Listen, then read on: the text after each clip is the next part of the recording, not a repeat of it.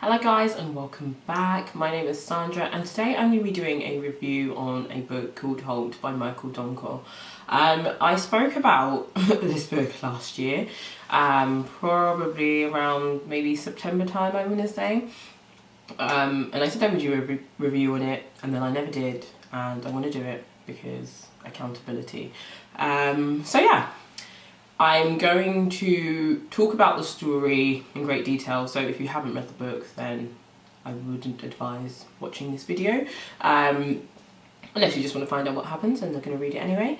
So yeah, I'm going to talk about the book, what the plot is, and then say what I did and didn't like about it.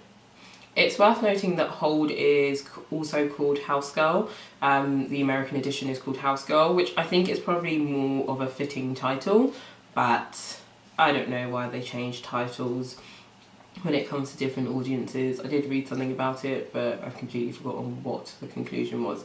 Anyway, Hold is the story of a house girl named Belinda who is looking after a family in Ghana. She is also working alongside another house girl named Mary. She's effectively teaching Mary all the things she knows. Mary and Belinda have been sort of thrust into each other's lives and they're just sort of learning how to be around each other. I think Mary's quite young, maybe she's about 15 or something like that. But we're quickly sort of taken away from that atmosphere of Belinda in the house to Belinda being in London, because another Ghanaian family has seen sort of what Belinda is like, and they have a daughter in London who has suddenly become very withdrawn, and they want to bring Belinda to London to sort of influence their daughter. So quite quickly we are taken away from Ghana, we move to London, and we see Belinda trying to settle into her new life and trying to befriend the withdrawn, sullen girl that she's been sort of, I don't know, made to be her companion. The girl, her name is Amma, and she's 17 years old and she's the only daughter of this family. In fact, she's the only child of this family. So Belinda is taken on by this family not as a cleaner or any sort of domestic help or anything like that. They've simply brought her along because they want her to help her daughter. Meanwhile, she's going to English classes, so they, they really say to her that you're not here to clean, but I think her domestic servitude is still quite deeply ingrained in her, so she naturally finds herself in the house cleaning and making food for them and stuff like that. But they really emphasise to her that that's not what she's here to do. So yeah, she's exploring London by way of going to these English classes and taking the bus and all these sort of things, and obviously still trying to befriend Amma. As per the wishes of the parents, we do see a bond forming between Belinda and Amma. They do start to sort of become friends, and Amma stops sort of side-eyeing Belinda like, what the hell, because they're actually quite similar in age. Belinda, I can't remember her age now, but I'm pretty sure she's either like 18, 19, 20. She's really not that much older than Amma. So we learn about Amma's sexuality, and Belinda's reaction really highlights to us the cultural taboos against homosexuality, and really her first reaction is to tell Amma that like what she's doing is wrong, and it seems that that's sort of what Belinda's existence in the story is, to highlight that cultural difference, and it's not coming from her parents, but it's coming from someone who identifies with the same culture as her parents.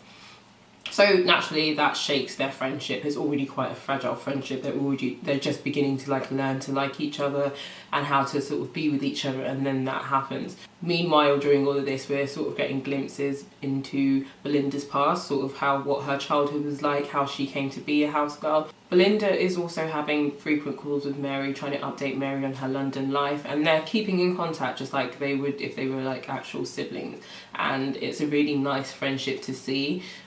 Clearly they've developed a really strong bond from working with each other. It's quite evident that Belinda misses home, but she still recognises the opportunity that she has been given.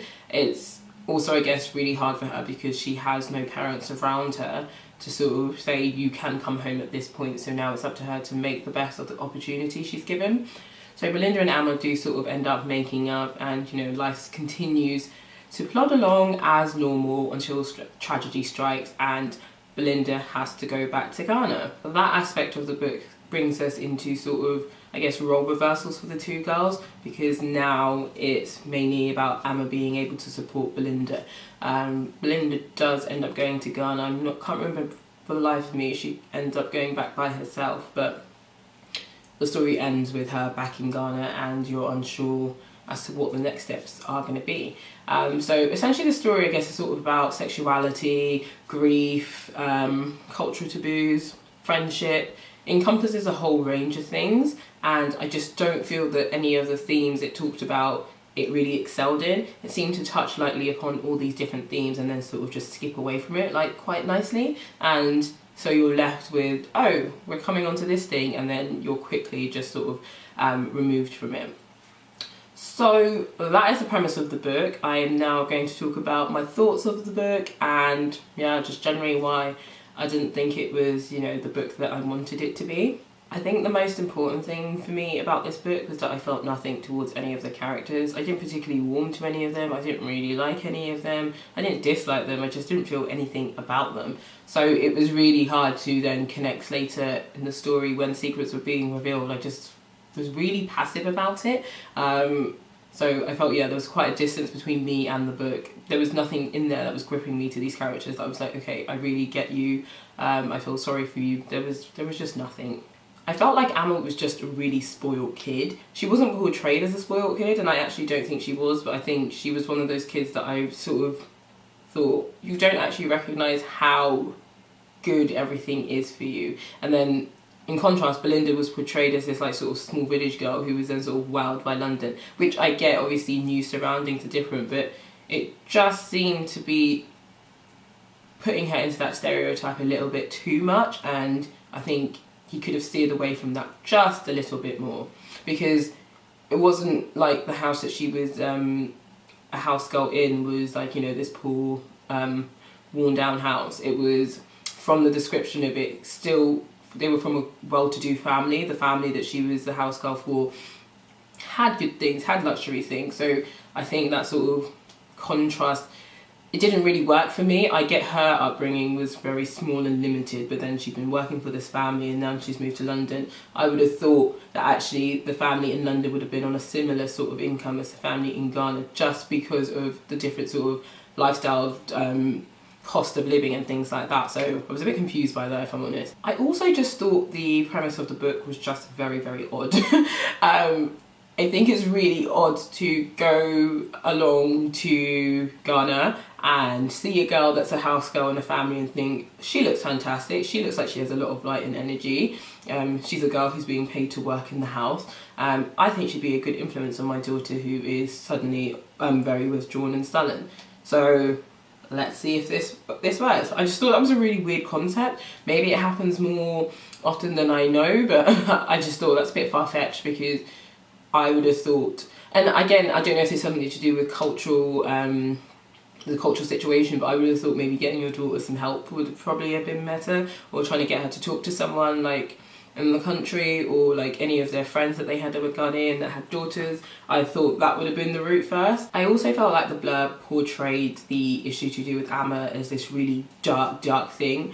And so when I found out what it was, for me personally, it was very underwhelming. I was just like, okay, like it's a very hard thing to struggle with, but I thought the blurb made it sound like she was into like drugs or something very dark and also illegal. So another issue I had with this book was Belinda and her role. It seemed to be this thing where servitude was sort of embedded into Belinda now, and I guess maybe because she's been doing it from such a young age that naturally that's what she now thinks she has to do. But I don't mean in the actual like domestic servitude. There's also the fact that she's only been brought along to sort of help Amma, and I just feel like what the book has now portrayed is that that's what her life is destined to be. Her life is always destined to be someone who is supporting other people, and I just felt like it was very reductive and didn't really, I don't know, do anything for that thought of house girls, because you're taking her out of one position where she's, you know, serving people food and cleaning, to now where she's sort of serving a purpose is to help someone else. Her life never really seems to be her own. Obviously we only know her for that short amount of time, but I just felt like it touched on this story about house girls, shone a light on house girls in Ghana, and then didn't do anything with it. It just went, well, we're just going to plot her from being a domestic sort of servant to being, I don't know, a servant of people and helping them. And I was just a bit like, but why? What has that done for any sort of recognition on House Girls? I say this because I read an interview that Michael did, and he said he wanted to sort of shine a light on House Girls because they're not really ever talked about. So I feel like it just needs to circle the issue and then move away from it. I didn't completely dislike the book, so I'm going to touch on some more positive points about it before I sort of revert back to other reasons as to why I didn't like the book. I like the fact that there was some Twi in this book. So Twi is a language that people in Ghana speak, and I guess one, it sort of rules out a lot of people because if you don't understand it, it's gonna be annoying throughout the book. There is a glossary in the book, so you can always refer back to that. I liked it because that's what my parents speak and that's what I understand, but I also know that the story would have read exactly the same way without it. But it was nice to see. So personally for me, I actually really liked that element. What I also thought was really, really nice was the descriptions of London and Ghana. I think that's probably where I found that Michael's like strongest points were. He was able to vividly describe both cities, and I just thought it was wonderful because he did it with such accuracy. 1 minute, you know, you were in Ghana and it was, you know, the description of its vibrancy, the heat, the busyness, but then you're taken to sort of Brixton in London, and then there's that sort of, you know, the change in the temperature, the busyness again of London, but just completely different. And I felt like he captured that really, really well. So I could definitely relate to both of the descriptions of it, and I just also feel like even if you couldn't, you could easily be transported there, and I thought that was quite magical. Also, because we're seeing the story through Belinda's eyes, I thought he did a really good job of exploring London through her eyes and exploring what someone who was new to the city would see, especially in the parts of London that she was travelling to where it does feature multicultural background. So I thought that was very unique, and that was a really, like I said before, accurate description of what these places are and what you might sort of notice living there for the first time and things like that. It's also worth noting that a lot of the characters, well actually yeah, the majority of the characters in this story are all female, so that was quite nice because I didn't think that there were any sort of annoying stereotypes or sort of tropes that he stuck to that were just sort of unnecessary or just like, that is so not a woman. So I think that's one thing he managed to capture really well. As much as I felt like I didn't warm to any of the characters, I didn't think that any of them were just unbelievable at all. It was also interesting because you're seeing 3 Ghanaian women move through this story. So you're seeing obviously Belinda, who is in Ghana and then moves to London. You're seeing Amma, a girl who was born in London to Ghanaian parents, and then obviously Mary, the one who stays in Ghana. So I guess that exploration was really nice. But yeah, I did feel like all the characters were quite 2D. Belinda seemed to be the only complex one, and even then I still found her to be quite dull. It would have been great to see her sort of expanded on a bit more. I feel like Michael tried to sort of touch on her sort of vulnerability and her ability to sort of mould herself for other people, but then it just doesn't go any deeper. It just hits the surface and you're like, okay, these house girls are able to sort of mould and be different people for other people, but then what? Like, I don't know, he seemed to be getting to this point and then it would just tail off. My sort of, well, second to final point is the character of Amma. Like I said before, I found Amma to be painted as this sort of girl who was struggling, going through all these things, and honestly, I found her very boring and just quite spoiled.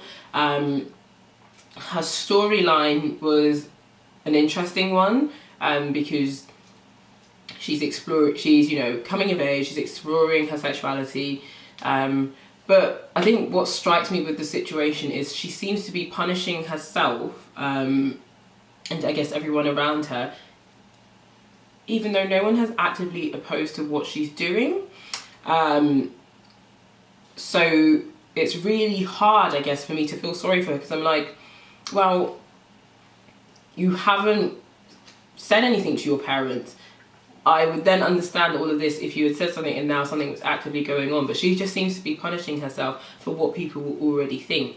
And I guess my other issue with that as well was because I'm pretty sure Amma was like applying to go to uni in like the next year or so. So I just kind of felt like she was in that position in her life where she was going to go out and explore new things anyway, and she could have sort of explored herself and been herself outside of her home. So yeah, I just felt so removed from her storyline. I just felt like she was painted, and she wasn't painted in this cold way, but I just felt like she was quite cold, and therefore I couldn't really warm to her, because I was just like, I don't understand why you're being so difficult, which I guess is like teenage girls. But I don't know, as a storyline, I just kind of wasn't interested in her story, and that's bad because the whole reason why the story exists really is because of her. My final point is about the end of the book.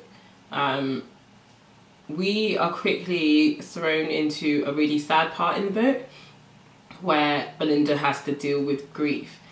And whilst I sort of understand why that existed, it just seemed to go on for a really long time. And the thing is, I don't actually think the sort of last kind of chapters dealing with that were actually that long, but it seemed that Michael really wanted to show sort of the traditions of the funeral process in Ghana. So the chapters just felt really long because it just seemed to be full of wailing and traditions, and I was just a bit like, okay, I get it. It just seemed to be a lot of grieving, and that's very different from if someone has died in the beginning and you've written a book and it's the person dealing with grief. It just seemed like in this short amount of 2 days there was all this crying and crying, and that was all put on the page of all the grief that was going on. It just felt very like stand in the end. I think it just felt very disjointed. It felt very disjointed for a book that I already thought was quite disjointed anyway, so it just seemed to be have been slotted in, but then it wasn't done with the right sort of impact. I feel like it should have been quite minimal, and then left to explore sort of what else would happen to Belinda. But what that last sort of chapter does is place Belinda back in Ghana, and she's dealing with the grief, but it's still in those couple of days, I think, in the run up to the funeral, after the funeral. So you don't know if she's going to stay in Ghana or if she's going to go back to London. I guess what that's meant to do is sort of, for someone like Belinda, for a house girl like Belinda, now what are her options? You know, she has been brought up in Ghana, has experienced London, and now she's back because of, you know, a situation in her life. But now what does she do? Because surely they give her the opportunity to stay. They understand that this thing has, you know, completely changed her life. So I guess it's that sort of focus on house girls, and now what would be the best option for Belinda? What's the kind of life that she's going to choose for herself?